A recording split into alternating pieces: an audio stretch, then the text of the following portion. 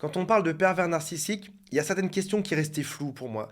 J'avais pas la réponse, je ne comprenais pas comment est-ce que, typiquement, ces personnes peuvent nous attirer autant. Pourquoi vous avez comme été dans une espèce de machine à laver à vous faire tourner dans tous les sens, puis ressorti lessivé, surtout si vous êtes au potentiel ou empathe ou sensible ou même hypersensible. Comment elles font pour faire qu'on se dévoile aussi vite?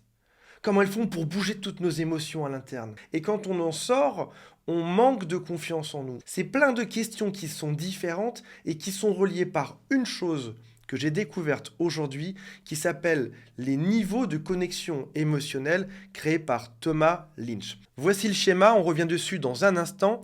Avant, j'aimerais juste dire pourquoi est-ce qu'il y a des cibles privilégiées à ça. Pourquoi est-ce que lorsqu'on parle de niveau d'intimité, il y a des personnes qui sont plus sensibles? Commençons par les hauts potentiels, si vous l'êtes. Les hauts potentiels ne sont que 2,5% de la population.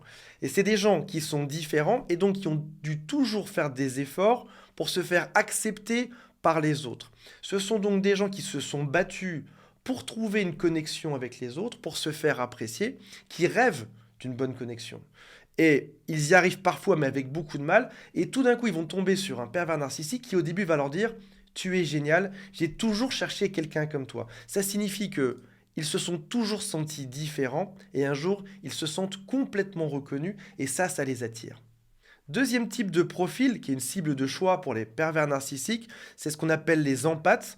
Quand on a beaucoup d'empathie, ça signifie qu'on ressent les sentiments des autres. L'autre est triste, je sais le ressentir. Éventuellement même, ça va me rendre triste que l'autre soit triste.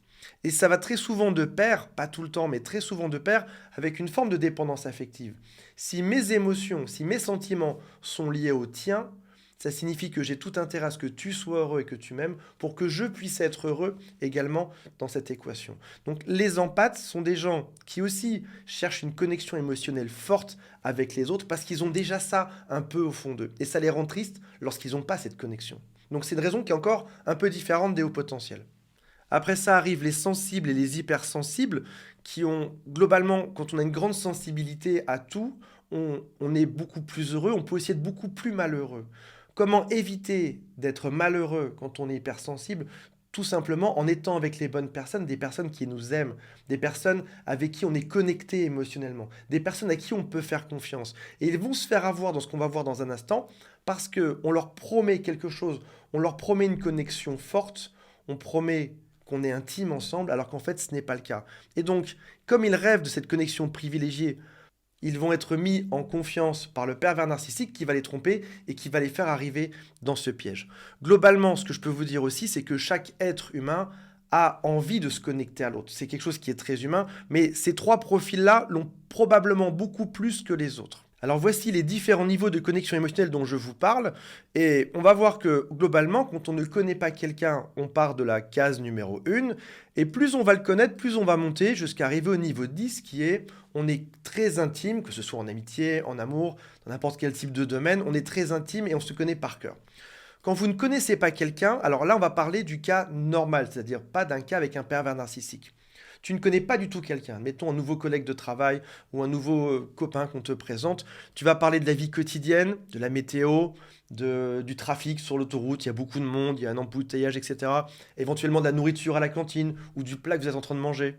Quand tu connais un peu mieux cette personne, tu vas pouvoir commencer à partager au bout d'un moment, au bout de quelques rendez-vous, d'autres choses. Comme par exemple tes objectifs personnels. Je compte changer de poste dans 3 semaines. Tu peux aussi donner certaines de tes valeurs, comme par exemple certaines pensées politiques que tu as, ou philosopher sur des choses de la vie, partager certaines de tes passions, comme par exemple j'aime faire du kayak, j'aime aller faire du ski. Et puis on va encore monter un petit peu quand on connaîtrait mieux cette personne, avec par exemple des émotions qui sont assez privées pour toi.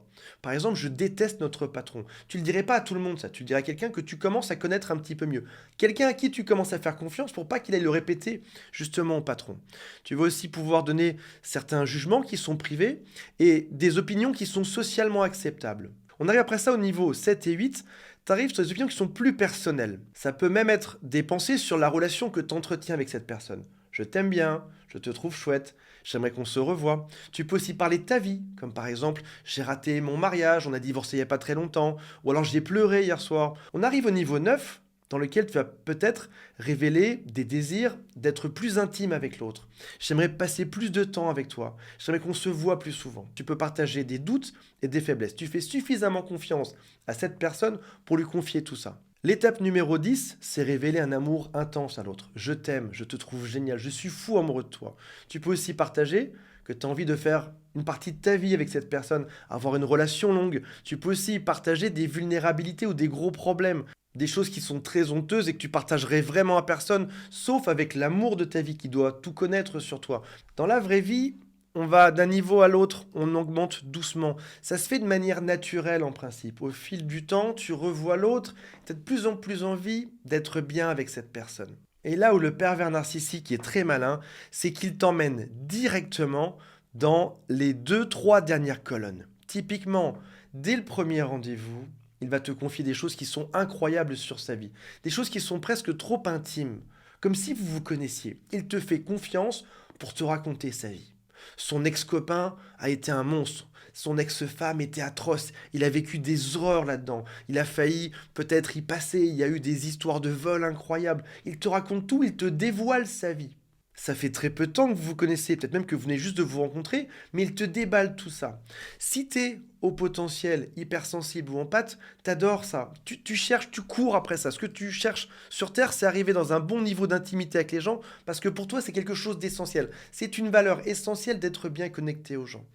Il te raconte sa vie, il te dit qu'il te trouve génial, il te raconte et du positif sur votre nouvelle relation et tout le négatif qu'il y a dans sa vie, il te raconte même des choses qui pourraient jouer contre lui. Il te confie des détails de sa vie qui sont très intimes et tu dis mince, il me confie ça à moi, pour me confier ça à moi, il doit vraiment me faire confiance, j'imagine.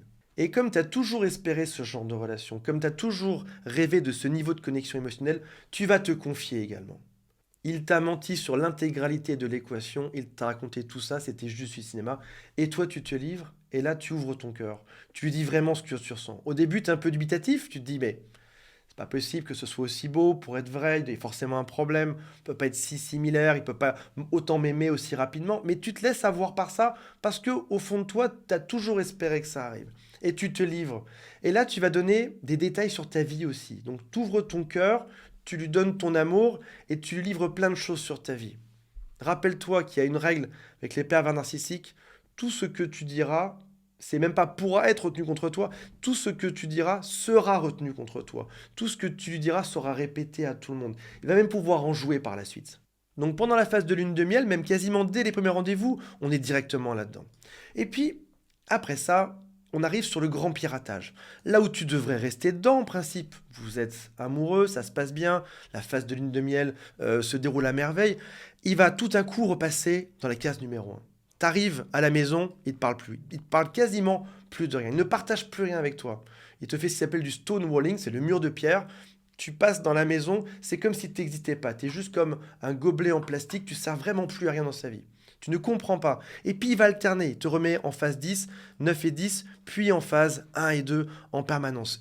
On dit que la chose qui rend dingue les enfants, c'est lorsque les parents leur mettent une baffe puis leur font un bisou juste après en permanence. Parce que les enfants ne savent plus à quel niveau émotionnel ils sont. Mais même adulte, t'as ça aussi. Si quelqu'un te dit pendant 1 heure que t'es l'amour de sa vie, puis 3 heures après ne te considère même plus, ne te parle plus, ne partage même plus rien avec toi, à part la liste de courses ou la météo, c'est qu'il y a un problème. Et il passe son temps à osciller entre les deux. Au bout d'un moment, t'en as marre, et tu vas partir. Tu vas dire là, c'est bon, j'en peux plus. Et au moment où tu pars, alors que tu étais dans la colonne 1 et 2, juste ici, il va te rappeler la colonne 10. Il va te dire, mais on est tout l'un pour l'autre. On est des amants incroyables, on a une connexion qui est incroyable. On a un amour qui est dingue. Et toi, tu pars, tu mets tout ça par terre. Et là, tu comprends plus ce qui se passe. Dans le doute, tu y retournes et ça recommence. Il oscille entre la colonne 1 et la colonne 10 en permanence jusqu'à t'en rendre dingue. Un jour, tu sors de la relation parce que t'en peux plus, t'es fatigué, t'en as marre, et tu te dis je ne peux plus faire confiance à personne. Et la raison à ça, c'est que tu t'étais toujours battu pour monter dans les niveaux de colonne un après l'autre doucement et t'avais des difficultés. Et là, tu viens d'avoir l'exemple inverse. On peut démarrer par l'autre bout de la colonne. Donc en gros, ce que tu as toujours voulu avoir et on peut te détruire pour ça. Donc en gros, tout ce que tu as toujours cru être ton objectif sur Terre, d'avoir une belle relation avec les gens, vient de te prouver l'inverse. Avoir une belle relation avec les gens peut complètement te détruire et donc tu ne fais plus confiance à personne par la suite. Alors t'inquiète pas, avec le temps, ça va revenir à la normale. Et rappelle-toi toujours d'une chose, c'est que si jamais il y a une montée trop rapide dans ces colonnes de la connexion émotionnelle, c'est qu'il y a un problème. Le dicton dit, si c'est trop beau pour être vrai, c'est que c'est pas vrai du tout. Donc, si c'est trop beau, c'est qu'il y a un problème dans cette histoire. Rappelle-toi de ça. On doit avancer doucement. On fait un pas après l'autre dans une relation, que ce soit une relation amoureuse, une relation amicale ou une relation professionnelle. On avance dans les cases doucement. Et si quelqu'un te fait arriver trop vite dans la case numéro 9 ou 10, c'est qu'il y a un problème. Et c'est que prochainement, il va y avoir des soucis. On va repasser dans la case numéro 1, puis 10, puis 1, puis 10, puis 1. Donc, méfiance. Voilà mes amis, j'espère que ça vous a intéressé. On se retrouve prochainement. Salut à tous, bye.